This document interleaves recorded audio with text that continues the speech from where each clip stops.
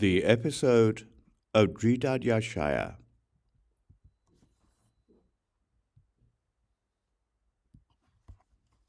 Homage to all Buddhas and Bodhisattvas. Thus did I hear at one time. The Blessed One was residing on Vulture Peak, in Rajgriha, together with a great monastic sangha of 1,250 bhikṣus and 500 bodhisattvas. At that time, early in the morning, the bodhisattva Dṛḍhādhyāśaya put on his lower and upper robes, and, carrying his begging bowl, went for alms in Rajgriha. While the bodhisattva Dṛḍhādhyāśaya was on his alms round from house to house in the city of Rajgriha, he saw a girl inside the house of a merchant. She was beautiful, good-looking, with the most splendid and excellent complexion. Seeing this girl, he was overcome with the pangs of desire. No matter how much he told himself to focus his attention on her unpleasantness, all he could do was think of her beauty.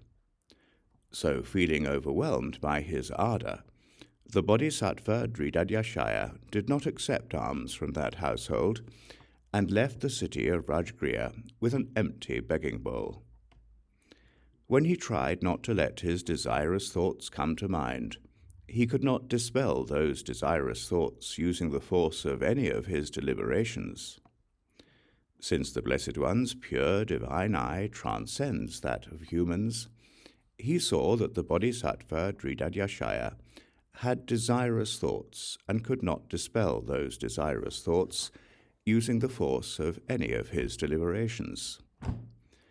In order to train the bodhisattva Dṛḍhādhyāśaya, the Blessed One emanated a girl just like the daughter of the merchant on the very road upon which the bodhisattva Dṛḍhādhyāśaya was walking. Upon seeing the emanated girl, the bodhisattva Dṛḍhādhyāśaya asked, "Noble daughter, where are you going?" "I am going wherever you are going," the emanated girl replied. The bodhisattva Dṛḍhādhyāśaya then fled in fear and fright, fleeing up to an impassable hilltop. But the emanated girl followed him up that impassable hilltop. Exhausted, the bodhisattva Dṛḍhādhyāśaya sat down. The emanated girl sat down in front of the bodhisattva Dṛḍhādhyāśaya, and sitting there spoke this verse: "Relinquish me in your mind.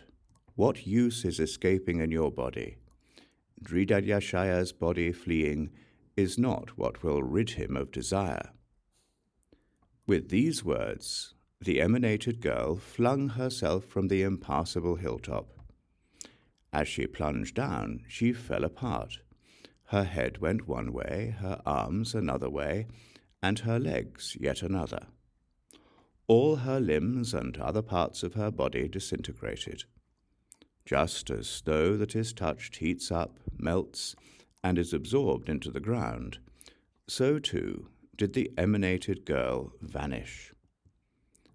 Since the bodhisattva Dṛḍhādhyāśaya could no longer see the emanated girl, his desirous thoughts subsided, and he began to feel greatly sorrowful. Greatly sorrowful as he was, he heeded the verse spoken by the emanated girl, and thought, "I will ask the Blessed One about all that has happened. When I do so, the Blessed One, knowing my mind, will certainly give a teaching by which I will clearly realize the Dharma." Leaving the impassable hilltop, the bodhisattva Dṛḍhādhyāśaya went to where the Blessed One was. He bowed his head at the feet of the Blessed One and sat down to one side. At that time, the Blessed One was teaching the Dharma, while being honored by a retinue of many hundreds of thousands that surrounded him. When the bodhisattva Dṛḍhādhyāśaya knew that the Blessed One had finished speaking, he draped his upper robe over one shoulder and knelt on the ground. With palms joined, he bowed toward the Blessed One and asked him about all that had happened. The Blessed One said, "Noble son, that is what it is like for someone who seeks to use the path to escape. The Tathagata, noble son, has not said that desire is eliminated by eliminating what one desires. Likewise, the Tathagata has not said that hatred and ignorance are eliminated by eliminating what one hates or what one is ignorant about. Why is that? Noble son, the Tathagata does not teach the Dharma because there is anything to give up or to acquire. He does not teach it because there is anything to know, abandon, cultivate, experience, or realize, or a samsara to leave, a nirvana to go to, or anything to negate, affirm, or divide. Noble son, dualistic division is not the true nature of the Tathagatas. People who conduct themselves dualistically are not on the right course. Noble son, what is dualistic? The thought, I will abandon desire, is dualistic. The thoughts, I will abandon hatred, and I will abandon ignorance, are dualistic. People who conduct themselves this way are not on the right course, and should be said to be on the wrong course. Noble son, this may be illustrated as follows. Suppose a magician conjures up a dancer in a show, and a certain man becomes desirous upon seeing the magically conjured up woman. His mind wrapped up in his desire, and fearful and shy on account of the crowd, he gets up from his seat and leaves, and once he has left, he focuses on the unpleasantness of that woman, and on her impermanence, suffering, emptiness, and lack of self. Noble son, what do you think? Would that man be on the right course, or would he be on the wrong course? The bodhisattva Dṛḍhādhyāśaya replied, Blessed One, that man's endeavors to focus on the unpleasantness of a non-existent woman, and on her impermanence, suffering, emptiness, and lack of self, would have been wrong. The Blessed One said, Noble son, here there are some bhikṣus, bhikṣuṇīs, laymen and laywomen who focus on the unpleasantness of phenomena that are unborn and unarisen, and focus on their impermanence, suffering, emptiness, and lack of self. They should be seen as just like that man. I do not say of such foolish people that they are cultivating the path. They should be said to be on the wrong course. Noble son, this may be illustrated as follows. Suppose a man were to fall asleep and dream that the ruler's wife is in his home and that he lies down with her. Because his presence of mind is impaired, he wonders if he might be killed, and having had that idea, the thought, has the king not found out? He will come and murder me, frightens him, and he flees in terror.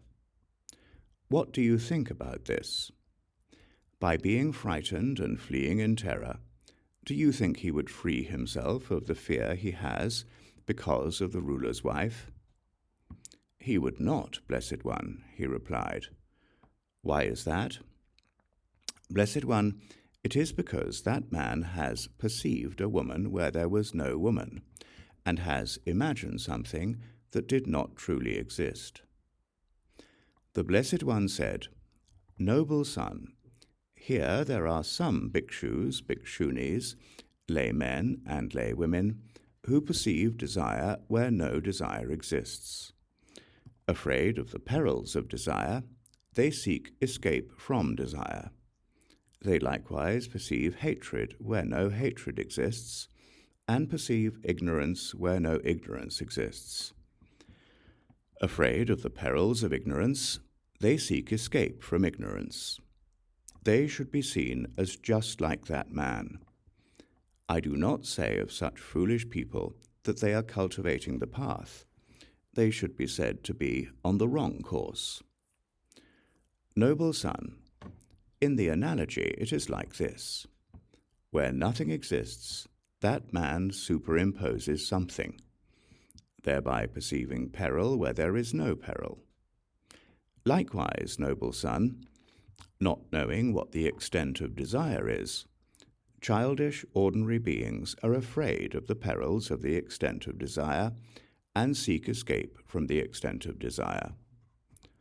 Not knowing that the extent of hatred is the extent of nothing whatsoever, they are afraid of the perils of the extent of hatred and seek escape from what is the extent of nothing whatsoever. Not knowing that the extent of ignorance is the extent of emptiness, they are afraid of the perils of the extent of ignorance and seek escape from what is the extent of emptiness. I do not say of such foolish people that they are cultivating the path. They should be said to be on the wrong course. Noble son, this may be illustrated as follows. Suppose someone were on a road at noon in the last month of summer. Oppressed by the heat, they become exhausted, thirsty, and miserable. The power of their intense conjecturing leads them to see, there in the wilderness, the mirage of a large, gently flowing river. Concluding that it is there in that way, they think, I will not drink this water while I am still away from home, and they leave the mirage behind to go home. Arriving home, they keep on declaring, although I was thirsty and saw water, I left it behind without drinking it. What I did was amazing. I have done something truly wonderful. Noble son, what do you think? Through not drinking water that did not exist and was not there, and leaving it behind, has that person done something wonderful? Blessed one, they have not, he replied. Why is that? Blessed one, it is because in that place there was no water, nor anything designated as water.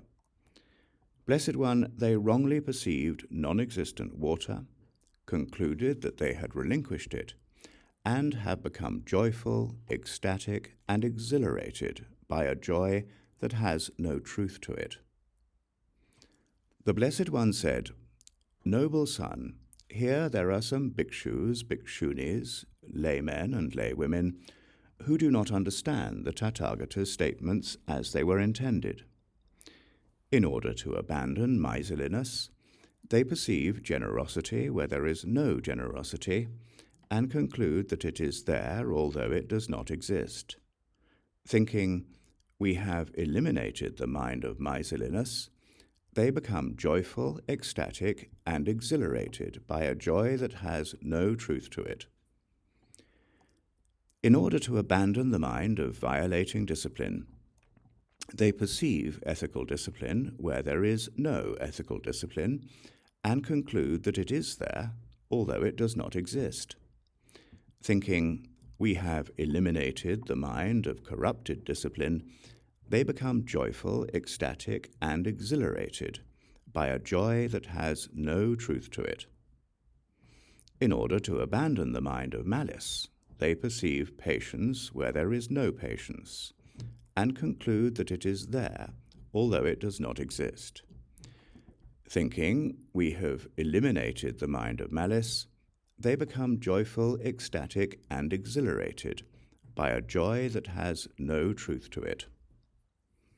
In order to abandon the mind of laziness, they perceive joyous effort where there is no joyous effort, and conclude that it is there, although it does not exist. Thinking, we have eliminated the mind of laziness, they become joyful, ecstatic, and exhilarated by a joy that has no truth to it. In order to abandon the mind of distraction, they perceive meditative concentration where there is no meditative concentration, and conclude that it is there, although it does not exist. Thinking, we have eliminated the mind of distraction, they become joyful, ecstatic, and exhilarated by a joy that has no truth to it.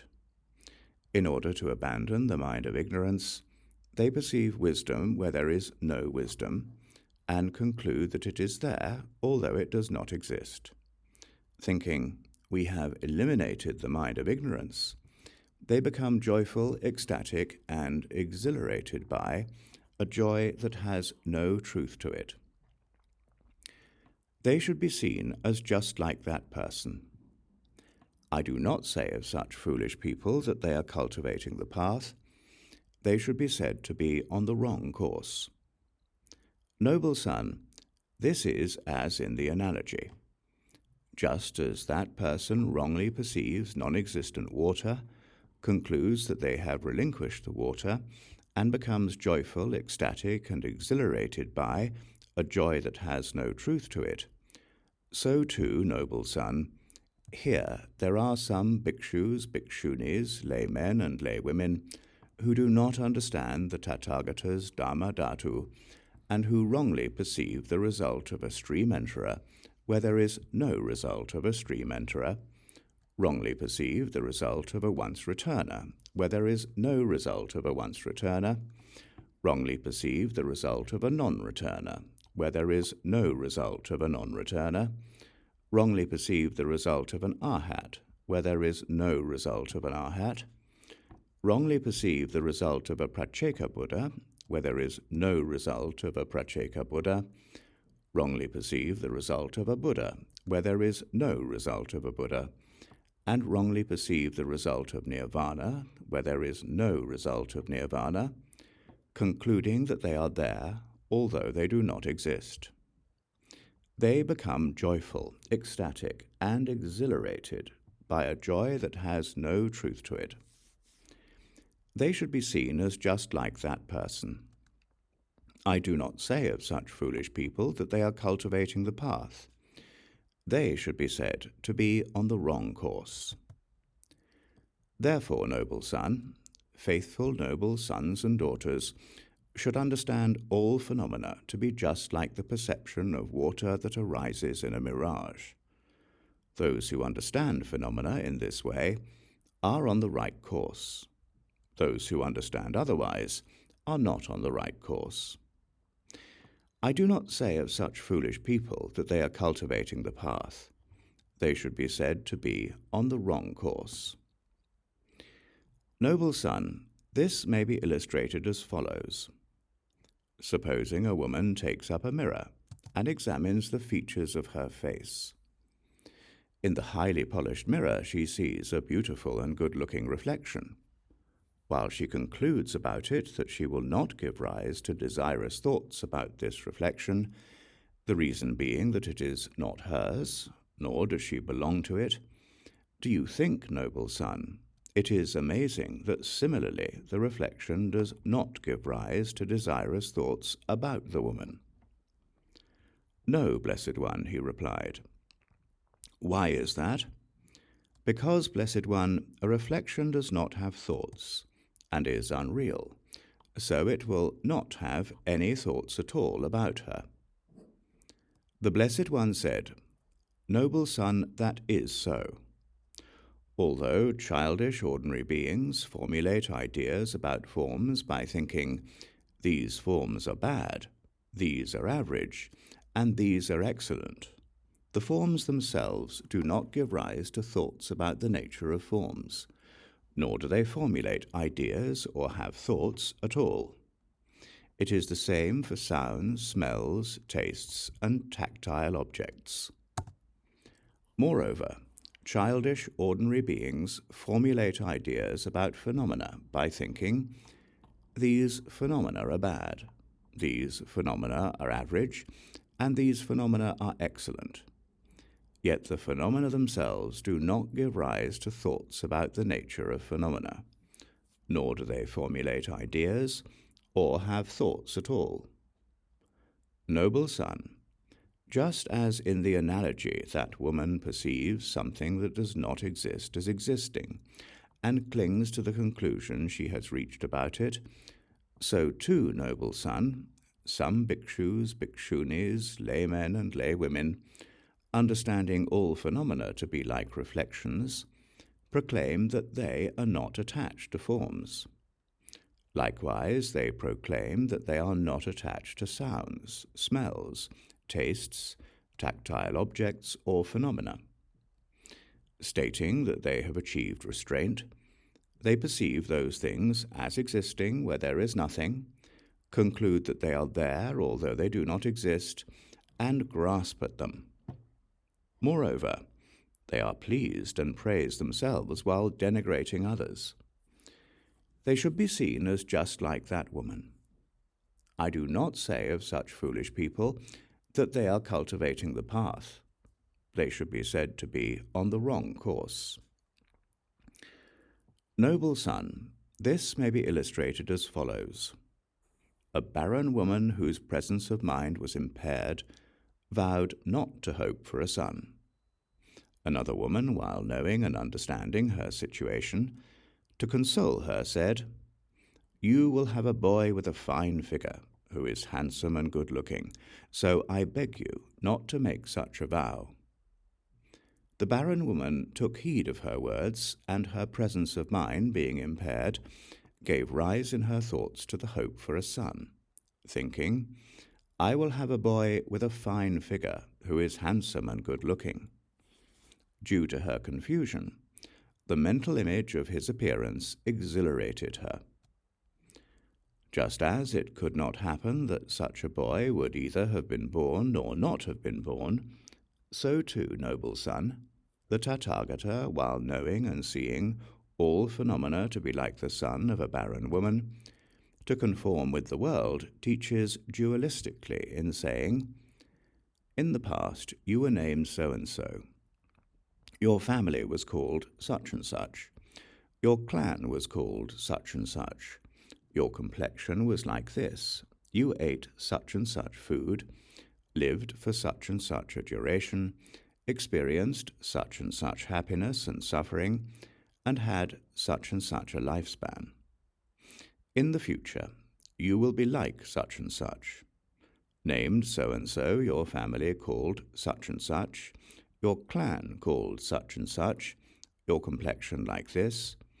You will eat such and such food. You will live for such and such a duration. You will experience such and such happiness and suffering, and you will have such and such a lifespan. Likewise, in the presence you are named so-and-so, your family is called such and such, your clan is called such and such, your complexion is like this, you eat such and such food, you live for such and such a duration, you experience such and such happiness and suffering, and you are able to have such and such a lifespan." In the analogy, noble son, through the barren woman's own imagination, her idea of a son made her hopeful. But that son had the quality of being non-arising.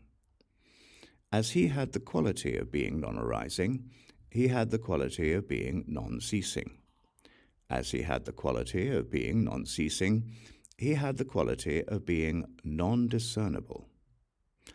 Likewise, noble son, all forms, because of the nature of form, have the quality of being non-arising. Since they have the quality of being non-arising, they have the quality of being unceasing. Since they have the quality of being unceasing, they have the quality of being non-discernible. All feelings, all perceptions, all karmic formations, and all consciousnesses are also like that. Consciousnesses, because of the nature of consciousness, have the quality of being unborn.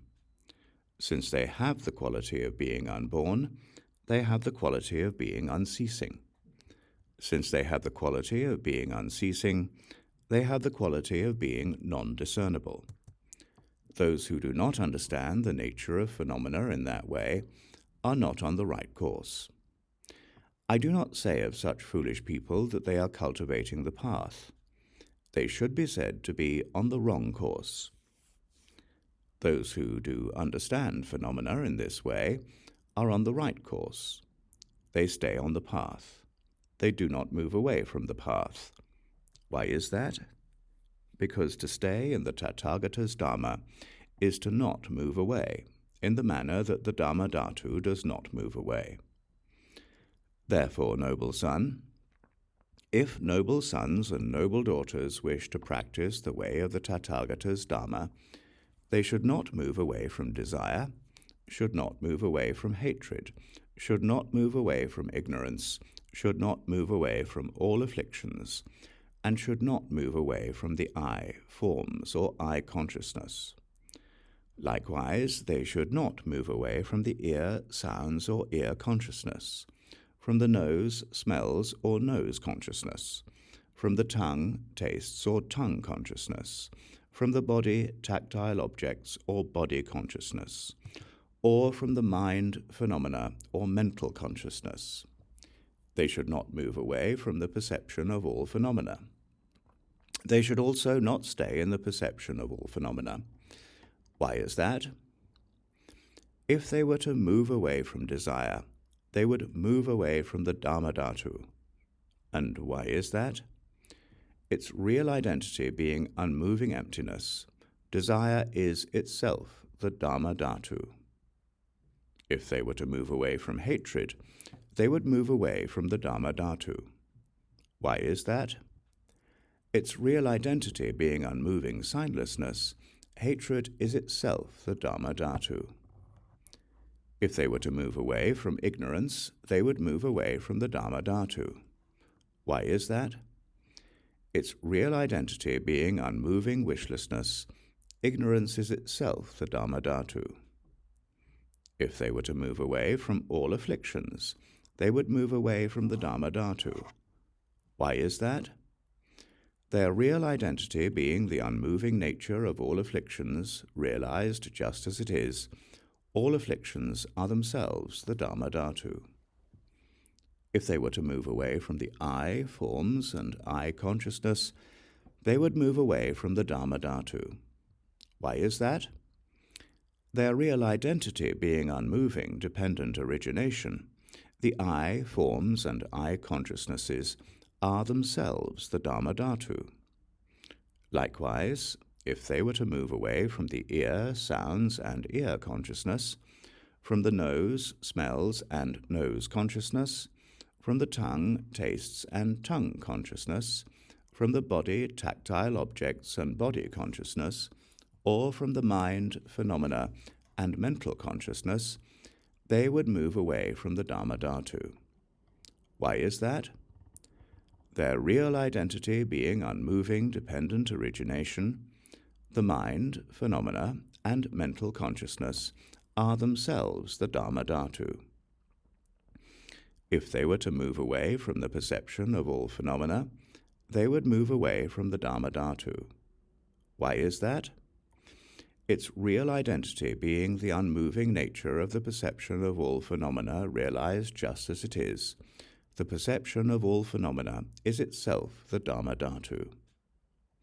It was with this in mind that I have said that when a wrong view is seen to be a wrong view, that is the right view of it.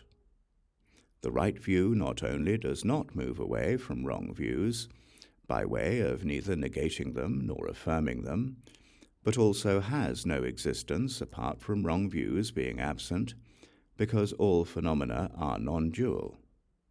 Seeing wrong views rightly, just as they are, is the right view. But in dualistic discrimination, there is no right view. Noble son, this may be illustrated as follows. Supposing a man were on a road at night, shrouded in darkness. In the empty wilderness he sees a thicket of trees, and there, next to one of the trees, he thinks he perceives a bandit. He becomes frightened and does not proceed on the path. Noble son, what do you think about this? Without it getting light and the trees becoming visible, would that man have passed beyond the thicket of trees, and would he have been free of fearing there was a bandit? No, Blessed One, he replied, he would not. The Blessed One continued, Noble son, what do you think? If it had got light and the trees had become visible, would he have passed beyond the thicket of trees, and would he have been free of fearing there was a bandit? Yes, Blessed One, he replied, he would. Why is that? Because, Blessed One, where there was no danger, the man thought he perceived danger, and imagined something that was untrue. The Blessed One said, Likewise, noble son, childish, ordinary beings, due to their disputes, go wrong by making mistakes about what is untrue. All those whose vision is enveloped in the darkness of ignorance seek escape from samsara because they are frightened by dangers of samsara that do not exist, but that they have superimposed. In that samsara within which they think they perceive dangers, and that is not ultimately to be apprehended, they seek what they say is a nirvana that is free of dangers. Those who are mentored by a spiritual friend and are on the right course know fully, just as it is, that samsara itself is nirvana. They also know fully that all phenomena are non-arising. Those who are thus on the right course do not take up any phenomena at all, nor do they discard them, negate them, or affirm them.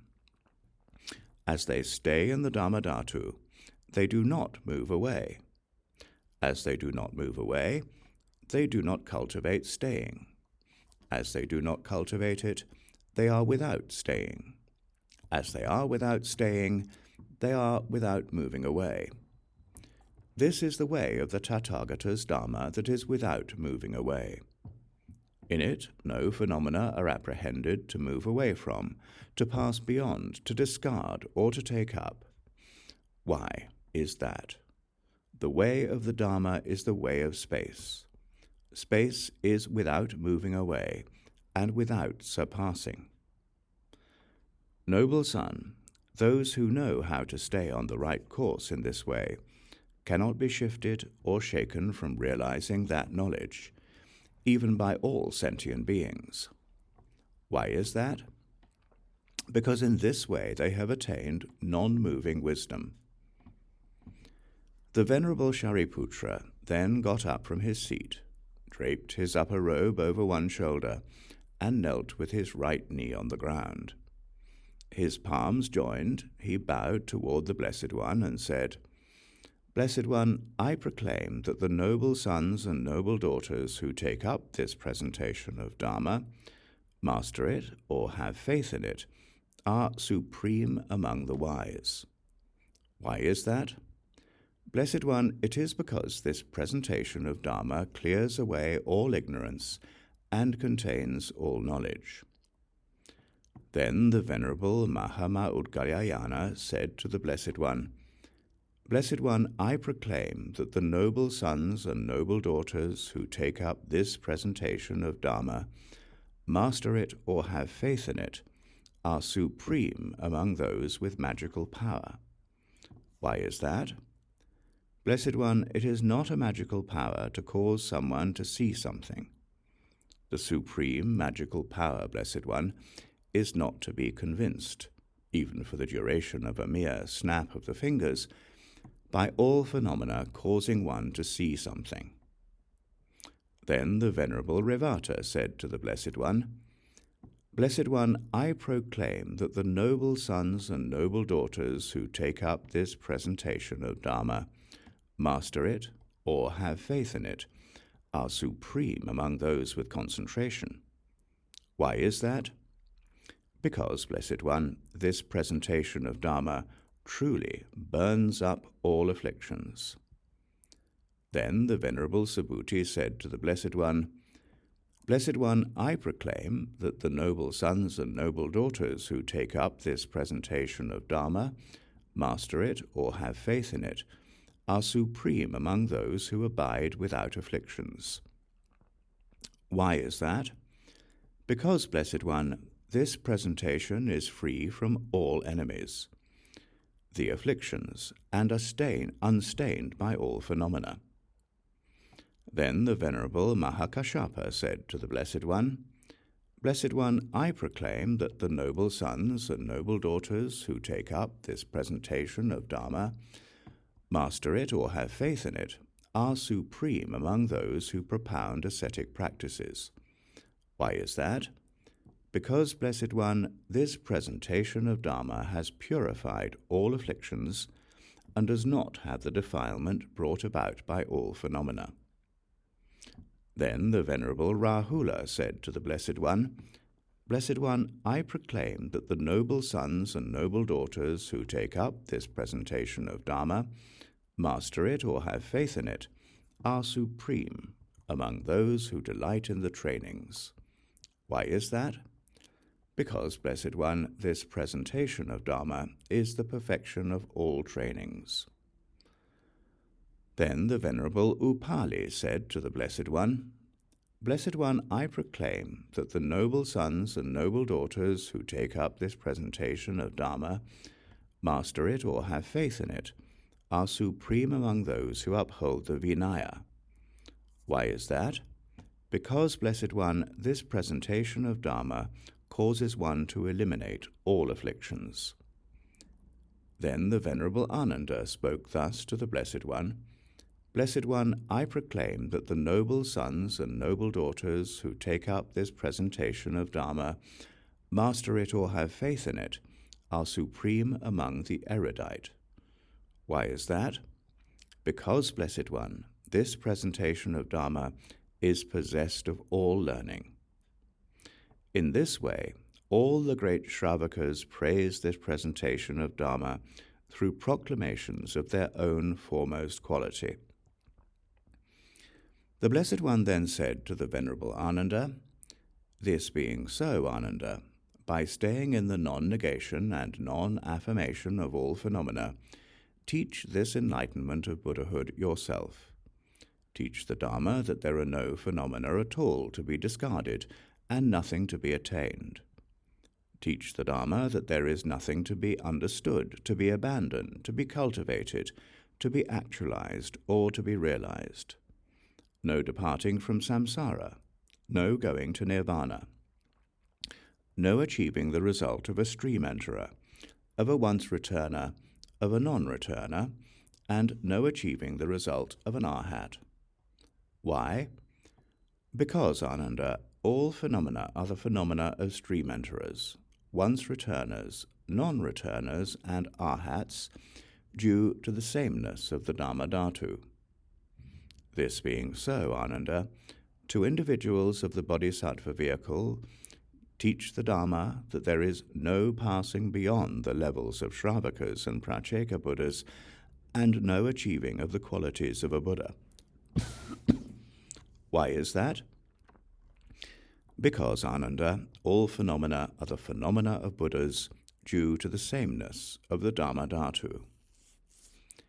Moreover, Ananda, to bhikshus who engage in yogic practice with the wish to actualize arhatship, teach the Dharma that there is no abandoning of attachment, of hatred, or of ignorance. Teach the Dharma that the Tathagata is not seen, that there is no Dharma to be heard, and that the Sangha is not to be honored. Ananda, attachment, hatred, and ignorance are just not to be abandoned, because attachment, hatred, and ignorance are vacuous. Ananda, momentary things are not to be abandoned, because they do not exist. The Venerable Ananda then asked the Blessed One, Blessed One, how is it that the Tathagata is not seen? How is it that there is no Dharma to be heard? How is it that the Sangha is not to be honored? The Blessed One replied, Ananda, the Tathagata is indemonstrable. He cannot be seen with the eyes. Ananda, the Dharma is inexpressible. It cannot be heard with the ears. Ananda, the Sangha is unconditioned. It cannot be honored with body, speech, or mind. The Venerable Ananda then said to the Blessed One, Blessed One, the true nature of the blessed Buddhas that is difficult to realize in this way is astonishing. The Blessed One said, Ananda, it is as you say. It is difficult to realize the true nature of the blessed Buddhas as presented here. Why is that? Ananda, one must purify the mind from all afflictions, yet also neither move away from any phenomenon, nor pass beyond any phenomenon. Ananda, know that those sentient beings who enter the way of the Dharma of the Tathagatas through this presentation are astonishing. Ananda, whichever noble sons or noble daughters who have gone forth into this teaching of mine uphold this presentation of Dharma, master it or have faith in it, have properly eaten the foods of the land. They have gone forth well into the teachings of the Tathagata. The human body they have attained has been attained well. They have subjugated the evil Mara. They have definitively overcome the conceit of thinking of themselves. They have trained in regarding it as worthy of offerings. They should uphold it as worthy of honor. They should view it as a field of merit. Why is that? Because, Ananda, those with manifest pride, those who apprehend a result, those who apprehend enlightenment, and those who have not served the past victors, cannot accept this presentation of Dharma. When this presentation of Dharma was taught, the bodhisattva Dṛḍhādhyāśaya achieved the acceptance that phenomena are non-arising. The Blessed One then smiled. As is the nature of the Buddha Bhagavans, at that time myriad light rays of many colors issued forth from the Blessed One's mouth, namely blue, yellow, red, white, crimson, crystal, and silver. They pervaded boundless, limitless world systems with light. Having reached all the way up to the world of Brahma, they returned and circled the Blessed One 3 times, then disappeared into the crown of the Blessed One's head. Then, through the blessings of the Buddha, the Venerable Ananda stood up from his seat, and, draping his upper robe over one shoulder, knelt with his right knee on the ground. With palms joined, he bowed toward the Blessed One and said, "Blessed One, it is not without cause or conditions that the Tathagatas smile. What is the cause and what is the condition for your smile?" The Blessed One replied to the Venerable Ananda, "Ananda, 200 arrogant bhikṣus in the Sangha heard this teaching on the absence of arrogance, and their minds were liberated from the defilements without further appropriation." The bodhisattva Dṛḍhādhyāśaya achieved acceptance of unborn phenomena. Ananda, the bodhisattva Dṛḍhādhyāśaya will manifestly awaken to unsurpassed, perfectly complete enlightenment after 10,000 eons. In the eon known as illumination of all jewels, and in the world system known as adorned with all flowers, he will become a Tathagata, Arhat, perfectly complete Buddha, known as possessing the heart of the glorious jewel lotus. His Buddha field will possess an unfathomable array of good qualities. Moreover, that Buddha field will be filled entirely with bodhisattvas. The Venerable Ananda then asked the Blessed One, "Blessed One, what is the name of this presentation of Dharma? How should we remember it?" The Blessed One replied, "Ananda, you should thus remember this presentation of Dharma as all phenomena not moving away. You should also remember it as the episode of Dṛḍhādhyāśaya." After the Blessed One had spoken these words, the Venerable Ananda, the Bodhisattva Dṛḍhādhyāśaya, the Bodhisattvas and the Bhikshus, along with everyone else in attendance, and the world with its gods, humans, asuras, and Gandharvas, rejoiced in what the Blessed One had said. This completes the noble Mahayana Sutra, the episode of Dṛḍhādhyāśaya.